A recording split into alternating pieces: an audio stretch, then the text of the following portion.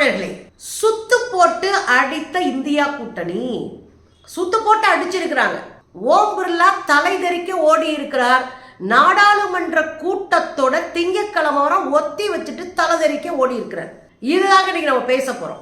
India முழுவதுமே NEET தேர்வு மிகப்பெரிய அலையை வீசுது. இன்னைக்கு காலையில நீங்க பார்த்திருப்பீங்க, நீட் தேர்வை நடத்துகிற முகமைக்குள்ளேயே போய் மாணவர்கள் போராடக்கூடிய சூழலுக்கு தள்ளி இருக்கிறது ஒன்றிய அரசு. 24 லட்சம் மாணவர்கள் இதுல பாதிக்கப்பட்டு இருக்கிறாங்க.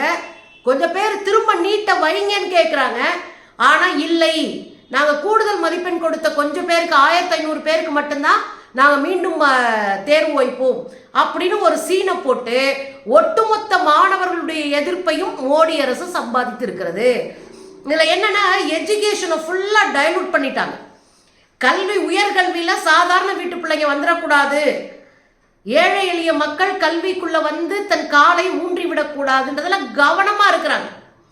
இதுல எக்கச்சக்கமான பிரச்சனை ஆகி போச்சு. துணை ராணுவ படையினர் தாக்குதல் நடத்தி இருக்கிறாங்க. மாணவர்கள் தொடர்ந்து 8வது 9வது நாளாக போராடிக்கிட்டு இருக்கிறாங்க. இன்னும் சொல்ல போனா 15 நாளா போராடிட்டு இருக்கிறாங்க. புதுசு புதுசா தகவல்கள் நீட் தேர்வை குறித்து கிடைக்குது. அதிர்ச்சி ஊட்டக்கூடிய தகவல் கிடைக்குது. பீகார்ல இன்னைக்கு ஒரு சமூக செயல்பாட்டாளர் என்று அறிமுகமான ஒருத்தர் சிக்கி இருக்கிறார்.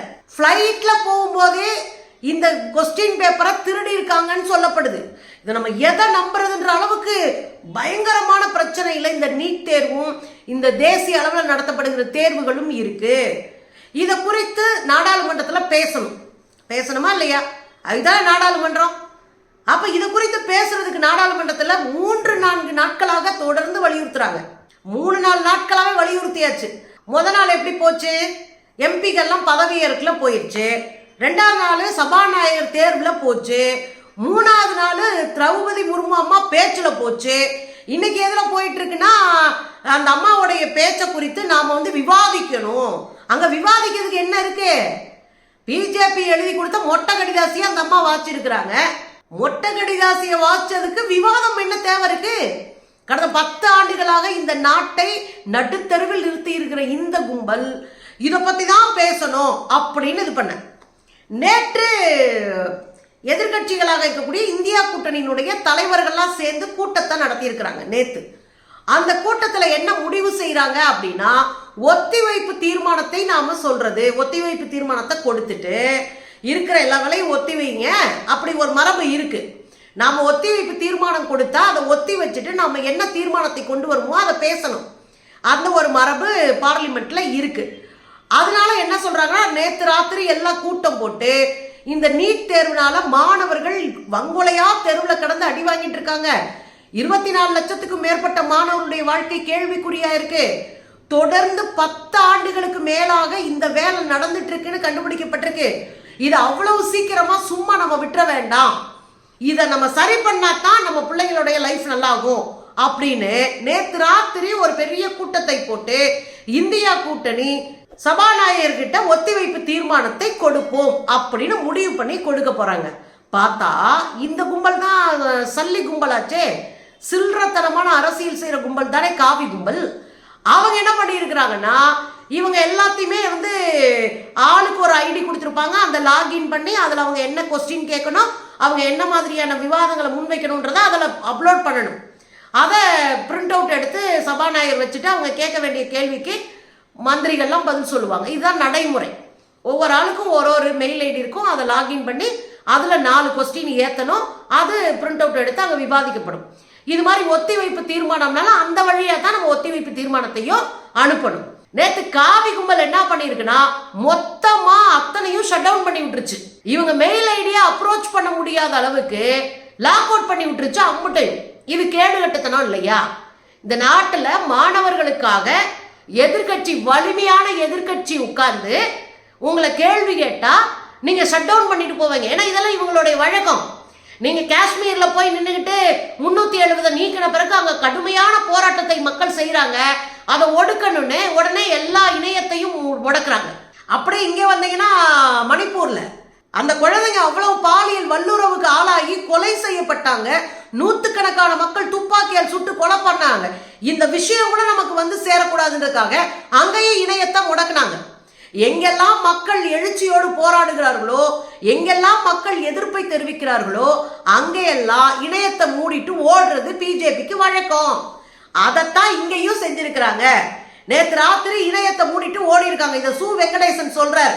மார்க்சிஸ்ட் கம்யூனிஸ்ட் கட்சியினுடைய எம்பி சு வெங்கடேசன் இணையத்தை மூடிட்டு ஓடிட்டானுங்க அப்படின்னு பதிவு பண்ணி இருக்கிறார். அப்ப உங்களுக்கு புரியுதா? பார்லிமெண்ட்டுக்குள்ளேயே ஒரு கலக குரல் வருகிற போது இணையத்தை மூடிட்டு ஓடுறவர் தான் மோடி. அவருக்கு அடியாள வேலை பார்க்கறது தான் ஓம் பிர்லா, அதாவது சபாநாயகர். இந்த கேடு கட்டுத்தனத்தை செஞ்சுட்டு உடனே நம்ம ஆளுங்க சும்மா விடலை, இந்தியா கூட்டணி ஆட்கள் சும்மா விடலை.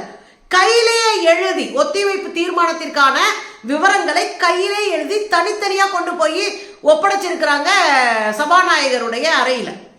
அப்ப தனித்தனியா எழுதி ஒப்படைச்ச பிறகும் ஒத்திவைப்பு தீர்மானத்தை கொண்டு வராம, இல்ல நாம திரௌபதி முர்மு அம்மாவுடைய பேச்சுக்கு அதை குறித்து நம்ம விவாதம் பண்ணணும் அப்படி என்ன கிழிச்சு தள்ளுற மாதிரி பேசினாங்க. ஏன்னா பிஜேபி எழுதி கொடுத்த லிஸ்ட தான் அந்த அம்மா வாசிக்க முடியும், அது வேற விஷயம். அந்த அம்மா வாசிச்சதுக்குள்ள என்ன இருந்தது? இந்த நாட்டினுடைய கல்வியில இவ்வளவு பெரிய துயரம் நடந்திருக்கே, அயோக்கியத்தனம் நடந்திருக்கே, கல்வியினுடைய அந்த அறத்தை நீர்த்து போக வச்சிருக்கிறாங்களே, எல்லோருக்கும் கல்வி என்கிற ஜனநாயகத்தை உடைச்சிருக்காங்களே, அது குறித்து இந்த அம்மா பேசவே இல்லையே. மணிப்பூருடைய பெண்கள் குறித்து பேசவே இல்லையே. தொடர்ந்து நிகழும் ரயில் விபத்து குறித்து பேசலையே. இன்னைக்கு அதிகாலையில கேரளா போன ட்ரெயின் முன்னாடி கொஞ்சம் பெட்டி போயிருச்சு, பாதி பெட்டி உடஞ்சு பின்னாடி நிக்குது. நிக்கிறது தெரியாம முன்னாடி போய் நிக்குது அந்த வண்டி. கொஞ்சம் முன்னாடி போயிருந்தா ஆத்துக்குள்ள விழுந்திருக்கும். இன்னைக்கு நூற்றுக்கணக்கான பேர் செத்து போயிருப்பாங்க கேரளைட்ஸ். என்ன நடக்குதுங்க? நேற்று நேரம் மேற்கு வங்கத்துல அதுக்கு பின்னாடி 2 ரயில் விபத்து. ரயில்ல அந்த கம்பார்ட்மெண்ட்ல மிடில் பெர்த் கிடைச்சிருக்கு ஒருத்தருக்கு. அதுல ஏற போனவருக்கு தலையில விழுந்து அவர் எலும்புரிவாயி செத்து போனாரு. இந்த லட்சணத்துல ரயில்வே துறை போகுது. இதை பேசுறதுக்கு இங்க எந்த இதுவுமே பேசல. இந்த அம்மா அவங்க பாட்டுக்கு பெரும்பான்மையில் ஜெயித்தோம், என்ன பெரும்பான்மையில் ஜெயிச்சீங்க? மாநில கட்சி காலில் விழுந்து ஜெயிச்சதுக்கு பேர் பெரும்பான்மையா? இந்த அம்மா உருட்டுனதெல்லாம் உட்காந்து பேசுறது தான் இங்க வேலையா? இதை விட பற்றி எறிகிற இங்க பிரச்சனைகள் ஏராளமா போயிட்டு இருக்கு. அதை பேசுறதுக்கு வக்கற்று போயிருக்கிற பிஜேபி கும்பல் இன்னைக்கு கடையை சாத்திட்டு ஓடி இருக்குன்னு வச்சுக்கோங்களேன். எதிர்கட்சி தலைவர் ராகுல் காந்தி அவர் ரொம்ப தெளிவா பேசுறாரு. இங்க பாருங்க, சுயமரியாதையோடு எதிர்கட்சிகளை நடத்துங்க, மரியாதையா நடத்துங்க, மரியாதையோடு இவர்களுடைய அத்தனை விவாதங்களையும் இந்த மன்றத்தில் பேச வைங்க அப்படின்றாரு. இந்த மரியாதைன்றது ரொம்ப முக்கியம் நான் நினைக்கிறேன். ஒரு தனி மனிதனுடைய அடையாளமே அவன் கொடுக்கப்படுகிற மரியாதை தான். அதை சொல்லி முடிக்க இங்க ராகுல் காந்தி அவர்களுடைய மைக் ஆஃப் பண்ணியிருக்கிறார். என்னங்க, ஒரு பார்லிமெண்ட்ல வலுவான எதிர்கட்சி தலைவராக இருக்கக்கூடிய ராகுல் காந்தியுடைய மைக்கை நீங்க ஆஃப் பண்ணிட்டு போவீங்கன்னா என்ன ஜனநாயகம் இங்க ஓடிட்டு இருக்கு? ஆனா சும்மா வேடிக்கை பார்த்துட்டு இருப்பாங்க. நம்ம ஆளுங்க வச்சு செஞ்சுட்டாங்க, இன்னைக்கு வச்சு செஞ்சிருக்கிறாங்க. மைக்கை ஆஃப் பண்ண அடுத்த நிமிஷம் மொத்த கூட்டமா எந்திரிச்சு ஓம் பிர்லாவை ஓட விட்டுட்டாங்க. ஓம் பிர்லாவை கதற விட்டுருக்குறாங்க. மொத்தமா முழக்க விடாம போட்டு இவங்களை கதற வச்சு கூடாரத்தை காலி பண்ணிட்டு மோடி கும்பலும் ஓம் பிர்லா கும்பலும் ஓடி இருக்கு. மத்தியானம் 12 மணி வரை ஒத்தி வைக்கப்பட்டிருக்கு முதல்ல காலையில. சரி, 12 மணிக்கு வந்த பிறகு திரும்ப அந்த பிரச்சனை ஆரம்பிச்ச உடனே திங்கக்கிழமை நான் பார்க்கிறேன் ஜாமி அப்படின்ட்டு பின்னங்கால் பெடரில் அடிக்க ஓம் பிர்லா தெரிச்சு ஓடி இருக்காரு. இந்தியா கூட்டணி அடிச்சு ஓட விட்டுருக்கு ஓம் பிர்லாவை. அவையவே மூடிட்டு ஓடுற ஒரு இடத்துக்கு நிக்குது மோடி அரசு. முதல்ல என்ன பண்ணுவாங்க, 150 பேரை சஸ்பெண்ட் பண்றேன், 200 பேரை சஸ்பெண்ட் பண்றேன்னு பண்ணிக்கிட்டு இருந்த கும்பல் இன்னைக்கு அடக்கி வாச்சிக்கிட்டு மோடி கும்பல் தெரிச்சு ஓடி இருக்கு வெளியே. அதுதான் எதிர்கட்சி வலிமையாக இருந்தால் அதிகாரம் அடக்கி வாசிக்கும். அதைத்தான் நம்ம இன்னைக்கு பார்க்கிறோம். இதுக்கு இடையில தெனாவட்டா கிரண் ரிஜிஜு இருக்காருல, சட்டத்துறை அமைச்சர், எல்லாருமே போன முறையில என்ன துறையில இருந்தாங்களோ அதே துறையில போட்டு வச்சிருக்காங்க. ஏன்னா அப்பதான் கண்டினியூவா ஊழல் பண்ண முடியும், கண்டினியூவா எல்லா அயோக்கியத்தனத்தையும் பண்ண முடியும் அப்படின்னா அந்தந்த துறையில அந்தந்த கும்பலை போட்டு வச்சு உட்கார வச்சிருக்கிறாங்க இவங்க. இந்த இதுல கிரண் ரிஜிஜுவை கூப்பிடுறாரு யாரு, நம்ம ஓம் பிர்லா சபாநாயகர். எங்க ஒருத்தர் பேசிக்கிட்டு இருக்காரு, எதிர்கட்சி தலைவர் பேசிட்டு இருக்காரு. இனி நீங்க என்ன பண்ணாலும் அவரை கேட்காம ஒன்றும் பண்ண முடியாது. ஒரு குழு அமைக்கனாலும் அவரை கேட்கணும், ஒரு ஆளை நியமிக்கணும்னா கேட்கணும். எல்லாத்துக்குமான வலுவான எதிர்கட்சி தலைவராக ராகுல் காந்தி இருக்கிறாரு. ஆனா போற போக்குல அவர் மைக் ஆஃப் பண்ணிட்டு ஓம் பிர்லா சல்லித்தனமாக கிரண் ரிஜிஜுவை கூப்பிடுறாரு. ஆனா பார்த்துட்டு உட்காந்துருப்பாங்களா இந்தியா கூட்டணி? வச்சு செஞ்சு செம்பி அனுப்பி இருக்கிறாங்க. ஓடு, நான் கதை அடைச்சிட்டு ஓடுறேன். இதுல நமக்கு இருக்கிற கேள்வி என்ன தெரியுமா? இதை விவாதிப்போம் வாங்கன்னு கூப்பிடுறாங்க இந்தியா கூட்டணி, ராகுல் காந்தியினுடைய தலைமையில் இருக்கிற இந்தியா கூட்டணி. வாங்க இதை விவாதிப்போம்னு கேட்கிறாங்க. ஆனா நான் விவாதிக்க வரமாட்டேன், நான் உன் கூட விவாதிக்கிறது பதிலாக கதவடைச்சிட்டு ஓடுவேன். இங்க தமிழ்நாட்டில் நீங்க அப்படியே ஒப்பீடு செஞ்சு பாருங்க. தமிழ்நாட்டில் விவாதிக்க கூப்பிடுறோம், அந்த கும்பல் விவாதிக்க வரமாட்டேன்னு வெளியே போய் நிக்குது. இங்க பார்லிமெண்ட்ல நம்ம விவாதிக்க கூப்பிடுறோம், அவங்க கதவடைச்சிட்டே ஓடுறாங்க. இதுதான் மோடி கும்பலுக்கும் இங்க திராவிட அரசுக்கும் இருக்கிற வேறுபாடு. தெரிச்சு ஓடுறாங்க. நான் கதவை பூட்டிட்டு ஓடினாலும் ஓடுவனே ஒழிய ஒருபோதும் கல்வி குறித்த நீட் தேர்வு குறித்த பேச்சை இங்கே எடுக்க விட மாட்டேன். அதானே அதனுடைய வேலை, அதனுடைய வெளிப்பாடு அதானங்க. அதைத்தான் இன்னைக்கு இந்த கும்பல் செஞ்சிருக்கு. ஆக மோடி கும்பலுடைய அதிகாரத்தின் மேல இடி விழுந்திருக்கு.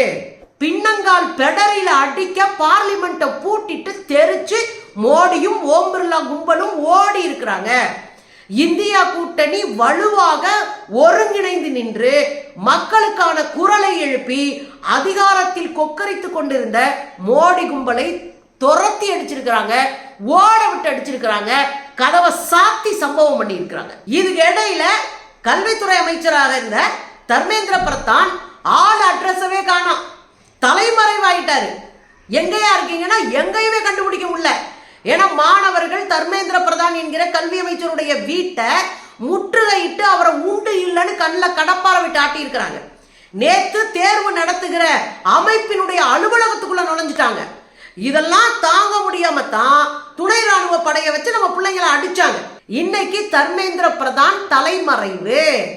இந்த அசிங்கம் மோடி கும்பலுக்கு தேவையா? விவாதிக்க தயாராக இல்லாத அதிகாரம் இப்படித்தான் அடித்து ஓட்டப்படும்.